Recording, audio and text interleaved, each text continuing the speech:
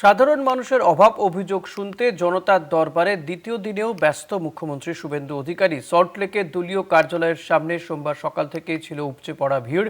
চাকরিহারা শিক্ষক থেকে চাকরি প্রার্থীরা সকলেই নিজেদের সমস্যার কথা তুলে ধরেন মুখ্যমন্ত্রীর সামনে।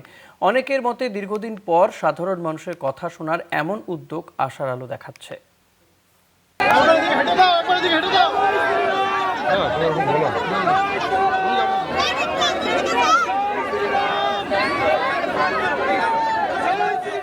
মুখ্যমন্ত্রী শুভেন্দু অধিকারীর জনতার দরবারের দ্বিতীয় সকাল যেন ধরা দিল জনসংযোগের এক অন্য ছবিতে। সাধারণ মানুষের অভাব অভিযোগ সরাসরি শোনার উদ্যোগে ফের মানবিক মুখ তুলে ধরলেন তিনি। সল্টলেকের বিজেপির কার্যালয়ের সামনে সোমবার সকাল থেকে ভিড় ছিল অসংখ্য মানুষের। কেউ চাকরিহারা শিক্ষক, কেউ গ্রুপ ডি কর্মী, কেউ বা নার্স, আবার কেউ এসেছেন ভোট হিংসার ক্ষত বুকে নিয়ে সুবিচারের আশায়। দীর্ঘদিনের না পাওয়া না শোনা অভিযোগ যেন একদিন এক ঠিকানা খুঁজে পেল।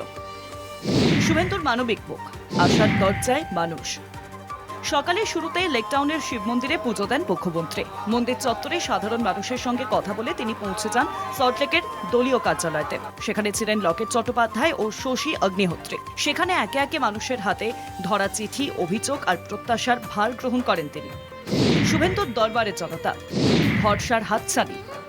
চাকরিহারা সুমন বিশ্বাসের কণ্ঠে এদিন ধরা পড়ে বহু বঞ্চিত মানুষের দীর্ঘদিনের অভিমান। তার কথায় প্রাক্তন মুখ্যমন্ত্রী মমতা বন্দ্যোপাধ্যায়ের কাছে সাধারণ মানুষের পৌঁছানো ছিল দুঃসাধ্য, অথচ শুভেন্দু অধিকারীর দরবারে এসে তারা অন্তত নিজের কথা বলার সুযোগ পাচ্ছেন। চাকরি প্রার্থীদের আশা, ওয়েমন নম্বরের ভিত্তিতে স্বচ্ছ ও যোগ্যতার মাপকাঠিতে ফের শুরু হবে নিয়োগ।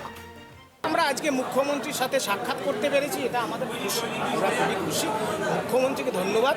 কিন্তু মুখ্যমন্ত্রী যেন আমাদের এই সত্যের যে দাবি, যোগ্যদের বেঁচে থাকার যে দাবি, এই চাকরির সাথে আমার সম্মান, আমার বেঁচে থাকা সব কিছু নির্ভর করবে, এটুকুই আমরা বলবো। আমরা সঠিক পথে আছি, সঠিক পথে থাকবো।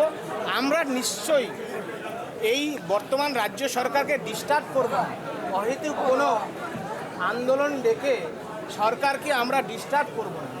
কিন্তু এটাও সত্য, আমাদের হাতে সময় কম।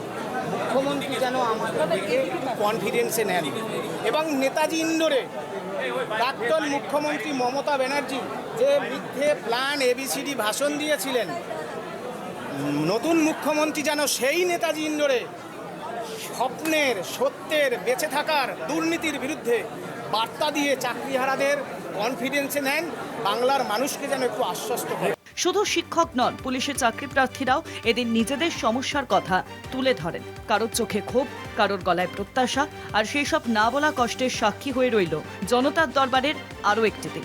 দিনের শেষে অনেকের কাছেই এই উদ্যোগ শুধু প্রশাসনিক কর্মসূচি নয়, বরং মানুষের পাশে দাঁড়ানোর এক আন্তরিক প্রয়াস হিসেবেই ধরা দিল। সাধারণ মানুষের সঙ্গে সরাসরি সংযোগ গড়ে তুলে শুভেন্দু অধিকারী যেন আবারও বুঝিয়ে দিলেন, রাজনীতির মূল শক্তি মানুষের আস্থা ও বিশ্বাসেই নিহিত। কলকাতা টিভি।